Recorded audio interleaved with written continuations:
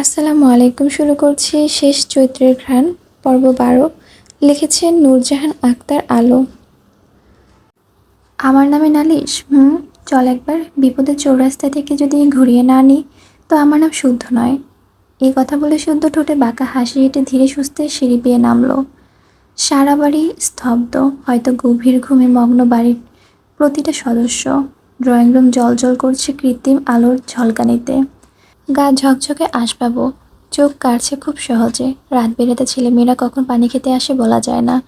অন্ধকারে যাতে ভয় না পায় তাই লাইট সারা রাত জ্বালানোই থাকে। তাছাড়া শখ একবার আঁধারে পড়ে গিয়েছিল, তারপর থেকে সারাবাত চৌধুরী আদেশে কেউ লাইট অফ করে না।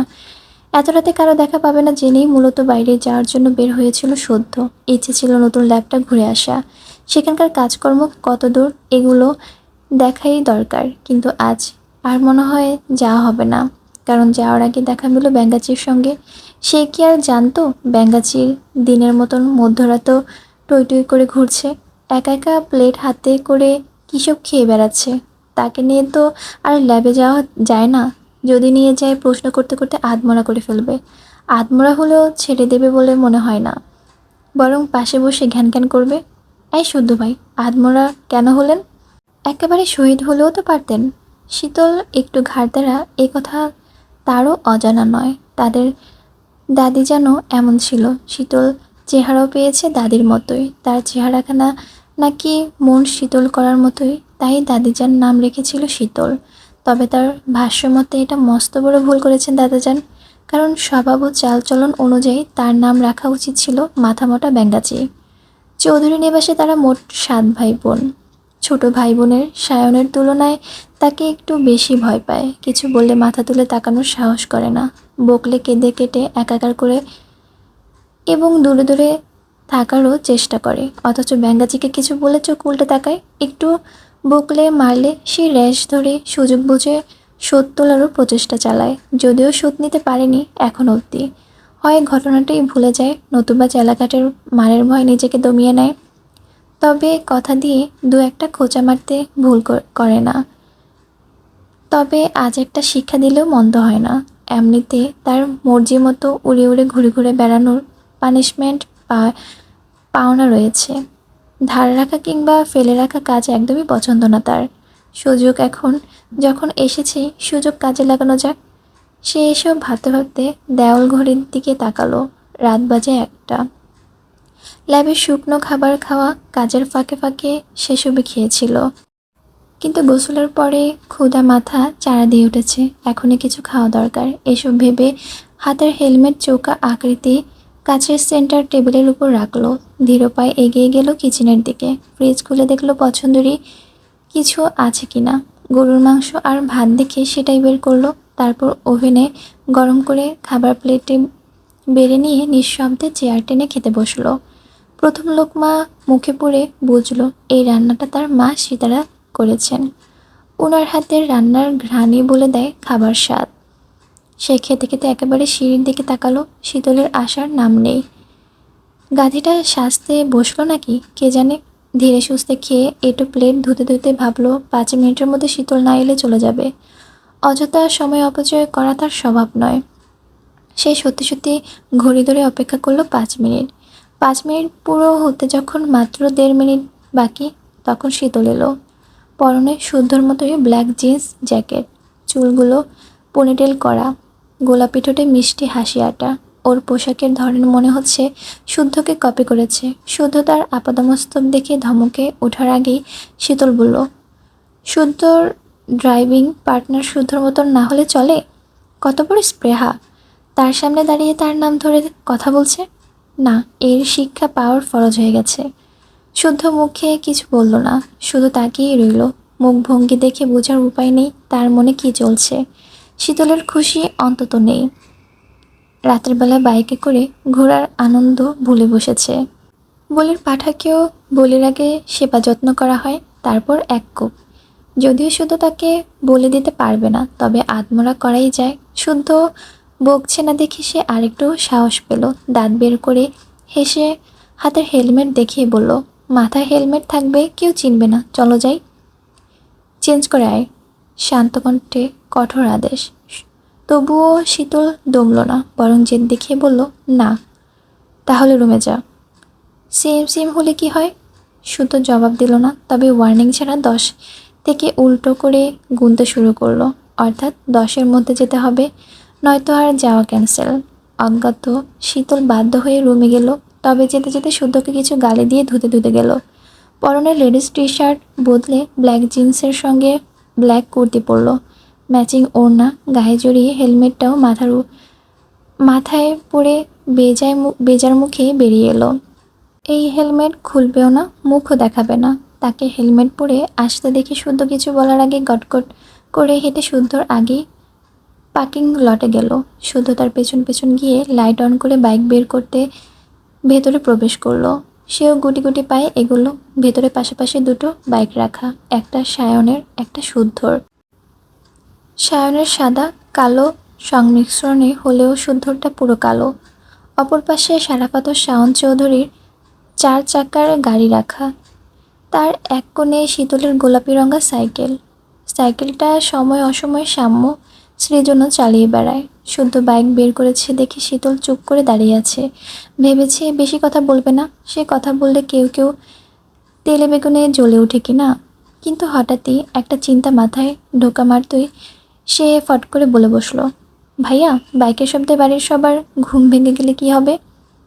চোর ভেবে তেড়ে আসবে, দুঘা বসাতেও পারে। শব্দ ছাড়া বাইক বের করা যায় না? যায়।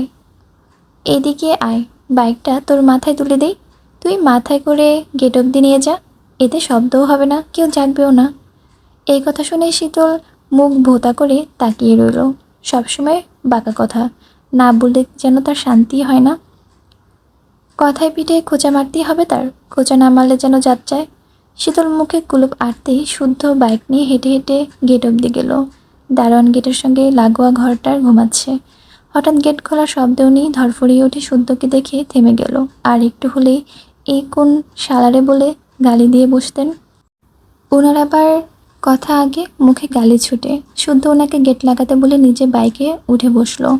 হেলমেট পরলো, ফোনে কল এলে কথা শেষ করলো। তারপর মূর্তির মতন দাঁড়ানো শীতলের দিকে তাকিয়ে বলল, তুই তাহলে থাক, আমি নিমন্ত্রণপত্র ছাপিয়ে আনি। নিমন্ত্রণপত্র? কার জন্য? তোর জন্য। দেখে তো মনে হচ্ছে বাইকে ওঠার জন্য তোকে নিমন্ত্রণপত্র পাঠাতে হবে। আবারও অপমান? তবে শীতল কথা বাড়ালো না, বিনা বাক্যে বাইকে চড়ে বসলো। নড়ে চড়ে জামা কাপড় ঠিকঠাক করে সুন্দর করে বসলো। তখন শুদ্ধ বলল, লং ড্রাইভে বের হলে আমার যেদিকে দু চোখ যায় আমি যাই, আজও যাব।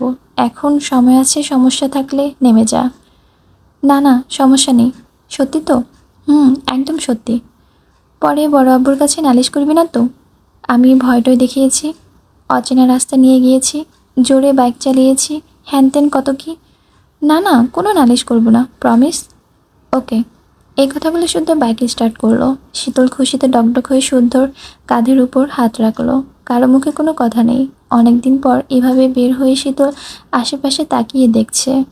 পাগলাটে সমীকরণে উঠছে তার পরনের ওড়না। হেলমেট থাকায় মুখভঙ্গি বোঝা যাচ্ছে না, তবে সে খুশি, ভীষণ খুশি। এর আগেও সায়নের সঙ্গে বের হয়েছিল, খুব মজা করেছিল দুজন, কত কিছু খেয়েছিল, ইচ্ছে মতো ঘুরেছিল। ভাবুক শীতল, ভাবনার জগতে ডুবে খেয়ালি করেনি বাইকের গতি ধীরে ধীরে বাড়ছে। হাইওয়ে দিয়ে শাঁ করে ছুটছে তাদের বাইক। কোথায় যাচ্ছে কেউ জানে না। যেদিকেই যাক তাতেও সমস্যা নেই, আজ মন খুলে ঘুরবে, ঘুরতে ঘুরতে আনন্দ করবে। তবে এতক্ষণ চুপ থেকে তার পেটের মধ্যে কথাটা যেন তাকে সমানে খোঁচাচ্ছে। খুব অশান্তি লাগছে। শুদ্ধ ততক্ষণে হাইওয়ে পেরিয়েছে, অচেনা পথের পথ ধরেছে। তার বাইকের গতিও আরও কিছু বেড়েছে, যেন বাতাসের সঙ্গে উড়ে যেতে চাচ্ছে। বাইকের গতিটা এতক্ষণ খেয়াল করলো শীতল। তাতে তার বুকের ধুকপুকানি শুরু হলো। ভয়ে 2 হাতে খামচে ধরেছে শুদ্ধর কাঁধের জ্যাকেট। সে ভয়ে ভয়ে এবার জিজ্ঞাসা করলো, আমরা কোথায় যাচ্ছি ভাইয়া? বিপদের চৌরাস্তায়। এই আবার কেমন কথা? কোথায় এটা? শ্মশান ঘাটের পাশে। কি, আপনি আমাকে শ্মশান ঘাটের দিকে নিয়ে যাচ্ছেন? আমি যাব না, বাইক থামান প্লিজ। বাইক থামানো যাচ্ছে না। থামানো যাচ্ছে না মানে? কি কি বলেন? বাইকের ব্রেক ফেল? কি কি বলছেন এসব? এখন কি হবে? কি আর হবে? মরে যাব। মরতে ভয় পেলে মরার আগে আমাকে আঁকড়ে ধরতে পারিস। মৃত পথযাত্রী মারা যাচ্ছে ভেবে বেয়াদবি মাফ করে দেব? শীতল হতভম্ব হয়ে তাকিয়ে আছে। বাইকের ব্রেক ফেল মানে আজ তার ভবলীলা সাঙ্গ। কোন কুক্ষণের এসেছিল সে? বাইকে ব্রেক ফেল, অথচ এই লোক এখনও এত শান্ত আছে কিভাবে? এর কি মরার ভয় নেই? বাইক চলছে দ্রুত গতিতে, গতি কমার নেই, ধাপে ধাপে বাড়তেই আছে। শীতল এবার কাঁদতে শুরু করলো। যেভাবেই হোক বাইক থামান না ভাইয়া, আমি এখনই মরতে চাই না। মরণ কি বলে আসে? আমি সরি রে শীতল, সত্যি বাইক থামছে না। তো একটা গাছের সঙ্গে দুম করে লাগিয়ে দিন। গুরুতর আহত হতে সমস্যা নেই, কিন্তু এত তাড়াতাড়ি মরা যাবে না। বাংলা সিনেমা দেখিসনি? গাছের সঙ্গে ধাক্কা খেয়ে স্মৃতি হারিয়ে টাল হয়ে পাবনায় যেতে হয়। তোরও যদি স্মৃতি হারিয়ে যায় তখন কি হবে? এমনিতে কথায় কথায় ভাই ভাই করে মুখে ফেনা তুলে হেদিয়ে মরিস। স্মৃতি হারিয়ে আমাকে যে আব্বা ডাকবি না, এর গ্যারান্টি কি কে দিবে? তুই নাকি তোর বাপ? পাগল, স্মৃতিহারা হয়েও বাঁচতে চাই আমি। বাঁচান আমাকে। কে আছো? বাঁচাও। শীতল ভয়ে কাঁদতে শুরু করে, আর সদ্য হেলমেটের আড়ালে হেসে যাচ্ছে। এই মুহূর্তে সে টের পাচ্ছে হাসি চাপিয়ে রাখাও খুব কষ্টের কাজ। এদিকে শীতল বাঁচাও বাঁচাও করে সামনে চেঁচিয়ে যাচ্ছে, তবে নির্জন অন্ধকার রাস্তা বিধায় কেউ শুনছে না। তারা এমন এক রাস্তাতে এসেছে, কোনো গাড়িও দেখা যাচ্ছে না। বাইকটা তখনও পূর্বের গতিতেই চলমান। এত জোরে বাইকটা চলছে, শীতল তার ভারসাম্য বজায় রাখতে হিমশিম খাচ্ছে। মনে হচ্ছে এক্ষুনি হাত ফসকে পিচ ঢালা রাস্তায় আছড়ে পড়বে। সে ভয়ে শুদ্ধর পিঠ মাথা ঠেকিয়ে শক্ত করে আঁকড়ে ধরে বিড়বিড় করে সুরা পড়ছে। আর তার অবস্থা দেখে শুদ্ধ বলল, শীতল বামে তাকা। শীতল সেভাবেই ঘাড় ঘুরিয়ে বামে তাকালো। শুদ্ধ বলল, এটা হচ্ছে শ্মশান। অনেক পুরনো শ্মশান। এখানে কত মানুষের আত্মা ঘুরে বেড়াচ্ছে কে জানে। কেউ গলায় ফাঁস দেওয়া, গলা কাটা, পা কাটা, হাত কাটা, কত ধরনের লাশ যে পোড়ানো হয়। এর আগেও শুনেছিলাম সিংহরাশির এক পথিক এই পথ দিয়ে যাওয়ার সময় তার গায়ে ফাঁসির আত্মা ভর করেছিল। পরে সেই আত্মা নাকি পথিকের জ্যান্ত অবস্থায় জ্বলন্ত চিতায় দাঁড় করিয়ে পুড়িয়ে মেরেছিল। একে তো ঘুটঘুটে অন্ধকার চারপাশ, একদম লোকশূন্য এলাকা। শ্মশান শুনে গা ভার হয়ে এসেছে। শীতল আরেকটু শক্ত করে শুদ্ধর জ্যাকেটটা খামচে ধরে, চোখ জোড়া বন্ধ করে নিল। ভয়ে ঘেমে উঠেছে তার হাতের তালু, গলা শুকিয়ে কাঠ, পায়ের তালুটাও কেন জানি শিরশির করছে। বাতাসের শো শো শব্দ অদ্ভুত শোনাচ্ছে। তাকে এতটা নিশ্চুপ দেখে শুদ্ধ নিঃশব্দে হাসলো। তারপর হঠাৎ কিছু মনে পড়ার মতন করে বলল, শিট, আমি তো একটা কথা বলতে ভুলেই গেছি। কি কথা? তোর কণ্ঠ এমন শোনাচ্ছে কেন? কাঁপছিস নাকি কাঁদছিস? ভাইয়া, বাড়ি যাব। যেতে পারলে আমিও খুশি হতাম, কিন্তু সেটা বোধহয় আর হবে না রে। তোকে কতক্ষণ সেফ রাখতে পারবো তাও বুঝছি না। কেন? আমি তো ভুলে বসেছি আমারও সিংহরাশি। এখন ওই আত্মারা যদি আমার গায়ে ভর করে, তুই আমাকে জ্বালাস, রাগাস। তোর উপরে খুব রাগ আছে আমার। আত্মারা যদি সেই রাগ তুলতে তোকে আছাড় মারে, অথবা গলা চেপে ধরে মেরে ফেলে। এরা নাকি রক্ত খায়, কচকচ করে মানুষের নাড়ি ভুড়ি খায়। তোর সঙ্গে যদি এসব কিছু হয় মাফ করে দিস। মনে করিস এখানে আমার হাত নেই, আমি নিষ্পাপ। আত্মার হাতে যদি তোর অপমৃত্যু হয়, তাহলে নিয়তি ভেবে ধরে নিস, কষ্ট রাখিস না মনে। তোকে তো বাঁচাতে পারবো না, তবে আমি কথা দিচ্ছি তোর পছন্দের জর্দা নিজের হাতে বিলাবো সবাইকে। শীতল ঠোঁট ভেঙে কাঁদছে, বারবার নাক টানছে, ভয়ে পরনের কুর্তিটা যেন ভিজে উঠছে, ঘাম গায়ে চ্যাটচ্যাট করছে। এখন যদি সত্যি শুদ্ধ গায়ের ভূত ভর করে, তাহলে কি হবে? কার কাছে সাহায্য চাইবে? কথা ভাবতে না ভাবতে তার ভয়ের মাত্রা বাড়ালো। হাতের বাঁধন ঢিলে হয়ে আসলো। তবে জ্ঞান হারিয়ে পড়ার আগে শুদ্ধ তার হাতটা ধরে দ্রুত বাইকটা থামালো। এতক্ষণে নজর রাখছিল শীতলের উপর, এজন্য ধরতে পেরেছে সহজে। সে বাইক বসা অবস্থায় শীতলকে কাছে টেনে হেলমেট খুলে দেখে তার মুখটা ঘামে ভিজে আছে। সে হাত দিয়ে ঘাম মুছে শীতলের গাল চাপড়ে ডেকেও সাড়া পেল না। পানি না থাকায় চোখে মুখে পানি দিতে পারল না, তবে অবচেতনে শীতলের মুখের দিকে তাকিয়ে বিড়বিড় করে বলল, কেবল বিপদের চৌরাস্তা পার হলি, এখন সর্বনাশের চিপাগুলি পার হওয়া বাকি। এত তাড়াতাড়ি জ্ঞান হারালে হবে? কদিন ধরে আবু সাদ্দিকের সঙ্গে নীরব দ্বন্দ্ব চলছে সায়নের। এজন্য অবশ্য সায়নই দায়ী। আবু সিদ্দিক বারবার বারণ করেছিলেন ভুলেও যেন অঙ্কনের জানে না মারে। এখন অঙ্কনকে মারলে দোষটা ওনার ঘাড়ে চাপবে। এমনিতেই সময় খারাপ যাচ্ছে, এখন এসব করা মানে নিজের বিপদ বাড়ানো। কিন্তু সায়ন সে কথা শুনেনি, বরং সে অঙ্কনকে নির্মমভাবে জবাই করেছে। তারপর শুধু অঙ্কনের মাথাটা পার্সেল করে তার বাবার কাছে পাঠিয়েছে। কোনো রাজনীতিবিদ ছেলের কাটা মাথা পেলে বসে বসে আঙ্গুল চুষবে না নিশ্চয়ই। অঙ্কনের বাবাও বসে নেই, পাগলা কুকুরের মতো খুনিকে খুঁজে বেড়াচ্ছে। উপরমহলে আদেশে পুলিশও বসে নেই। আবু সিদ্দিকের দলে একমাত্র সায়নই এভাবে মানুষ মারতে পারে, মারেও। এই সন্দেহের বশেই পুলিশ আজ সিদ্দিকের কাছে এসেছিল। সামনেই নির্বাচন, এখন যদি এসব কেস ঘাড়ে পড়ে জনগণ কি ভোট দিবে? ভোটের আগেই তো জনগণ আঙ্গুল তোলা শুরু করবে। সায়নের এমন বাড়াবাড়ি ভীষণ চটে আছে আবু সিদ্দিক। উনি এসব নিয়ে কথা বলতে সায়নকে ইমেল করছে। স্বর্ণের কথায় ইমেল চেক করে সায়ন পার্টি অফিসে এসেছে। পায়ের উপর পা তুলে বসেছে ঠিক আবু সিদ্দিকের মুখোমুখি। পাশে দাঁড়িয়ে আছে কনক। সায়ন যদি আবু সিদ্দিকের ডান হাত হয় তো কনক বাম হাত। তবে অজ্ঞাত কারণে কনক সায়নকে সহ্য করতে পারে না, কারণ সায়নের থেকে সে বেশি দিন আবু সিদ্দিকের সঙ্গে আছে। অথচ সিদ্দিক তার কাজে মতো নেওয়ার দূর, কিছু শেয়ারও করে না। এই রাগে সায়নের ভুল ধরে বারবার সিদ্দিকের কান পড়া দেয় সে। কিছুক্ষণ আগেও দিয়েছে। সিদ্দিক চেয়ারে বসে জ্বলন্ত সিগারেট দিকে তাকিয়ে আছে। সায়ন বসে বসে কাঁচা ছোলা খাচ্ছে, খোসা রাখছে চকচকে টেবিলের উপর। তার এহেন কাজে সিদ্দিক ঠান্ডা সুরে বলল, কিছুদিনের জন্য গা ঢেকে দে সায়ন। কার বাল ছিঁড়তে? কারোই না, আপাতত নিজের বাল বাঁচাতে গা ঢেকে দে, নয়তো তোর পুলিশ বাপ এসে তোর বাল উপর দিয়ে যাবে। আসুক, আমিও তোদের বাল ছিঁড়ে বোঝা বেঁধে হাতে ধরিয়ে দিব।